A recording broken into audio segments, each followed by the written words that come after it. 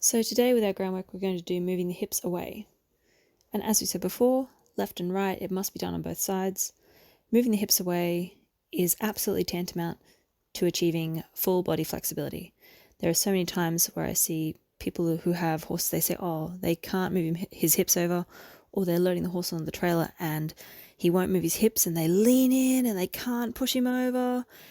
And they try really hard to push over this 400-kilo animal who just sets his hip against you and goes, nah, I don't feel like it.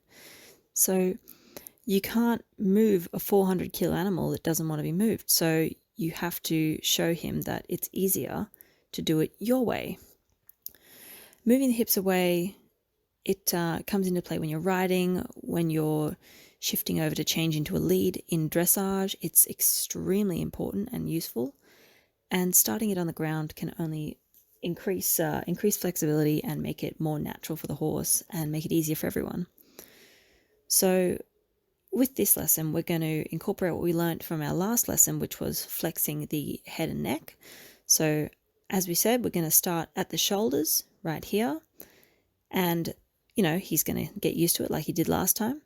And how we asked him to tilt his head around in the first lesson, we're going to ask him to bring his neck around just so that he's showing you his eye, like that. And once he's shown you his eye, it's just kicking out that little bit of flexibility, because a horse works like a gate. If his head goes one way, his rump should go the other way. So horses always like to work in straight lines in their body. So as we said, at his shoulders, a couple of fingers, tap, tap, bring that eye around, just there. And then when we ask, we step down and we'll come down to the hips down here. And when we ask, we'll touch the hips or even force the energy in the eye, as we said, force the energy onto his hip, and he will be asked to move over. So horses are flexible up to a point, but they also need to learn strength and stiffness in a way to become flexible.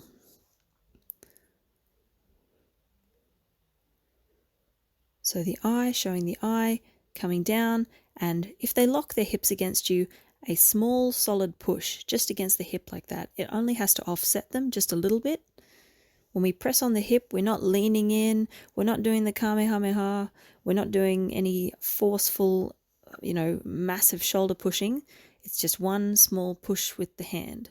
Like we said, it offsets the hip. So we'll try again. And he's done it once well, but he hasn't done it perfectly. And as we said, must be done 3 times in a row. So when someone walks towards an animal's hips, he should move his hips out of the way. Now, as we said, always staying at the hips. Stay with them if they mess around and circle and they say, I'd rather if you didn't stand there. And so we ask him to tip his head round, and he thinks, oh, we're turning anyway. But we're not turning because I haven't asked him what to do yet. So he shows the eye, just there, good. Come down and focus the energy on the hip. Nice. So he stepped away. And he may not understand what he's done. He may just, think, oh, what did I do right? He may not understand for a few goes. More than likely, he'll do the next one wrong. But that's okay. We have plenty of time, and patience is key. So once again, starting at the shoulder, making sure that all the feet are still, asking him to tip his eye around. There, nice. Tip the eye, come down, and he still hasn't worked it out. So that's okay. We'll get him to unset his hip and a push. There we go. And he goes, oh, I'm not really sure what you want. Doesn't really understand. But that's okay. So he doesn't understand again. He goes, you can please move away from me. I don't want you standing there, but that's okay. We noticed that, or I've noticed that a lot of horses, if they're quite difficult or they take a long time to pick something up on one side, they usually pick it up a lot quicker on the other side once they've worked it out and once they've done it 3 times correctly in a row. So straight back into it. We start back at 1. He's moving his feet without being asked. Stand, hip set, there we go. It's not perfect, but it's a good start. And the entire point of this exercise is that he moves his hips around while keeping his front legs as stationary as possible.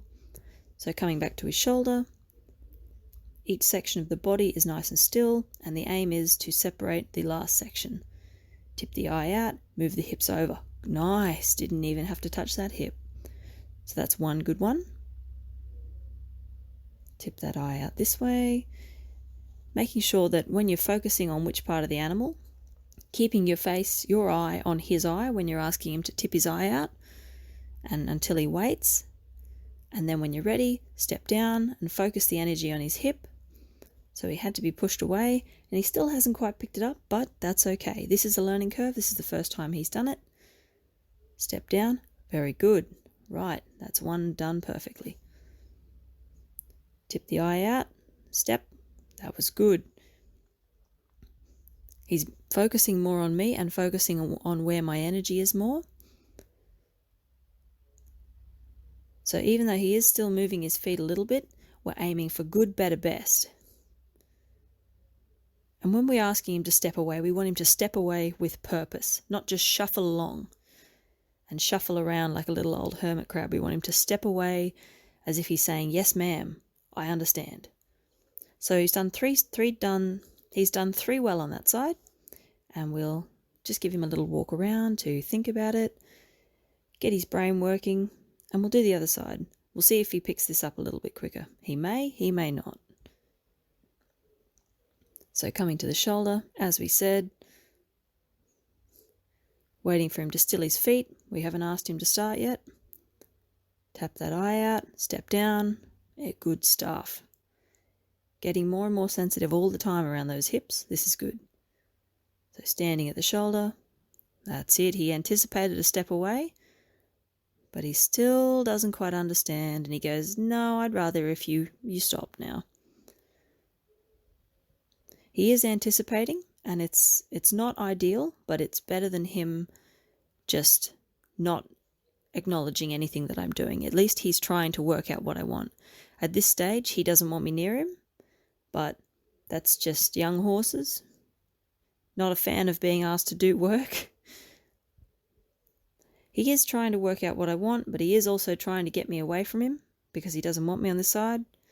So he's stilled his feet, he's worked it out. He's got a bit of a sulky look on his face. So stepping down, energy, and nice. Hips away. That's it. Good stuff. Big pats, big reward. Always reward trying and effort. So he still doesn't want me there. He's still messing around, stuffing about. He goes, can you please stop asking me to do things? Step down and hips away. Now that time he didn't set his hip against me. He waited till I touched him, but he didn't put his weight against me like he has previously. So that is an improvement, but still not as good as me simply looking at his hip. So we'll try again. And he's waiting for me, which is really good. There we go, good. He meant to move away, but he's thought about it, and that's what we want. We want a thinking horse as a good horse. And you'll notice this whole time I don't try and stop him from walking around. I've got those happy ropes. Step down, hips away, good. So 2 perfect, that's it. Happy ropes at the shoulder, energy on the face, tip the eye, step down, hips away. Perfect. Good work, Gladiator.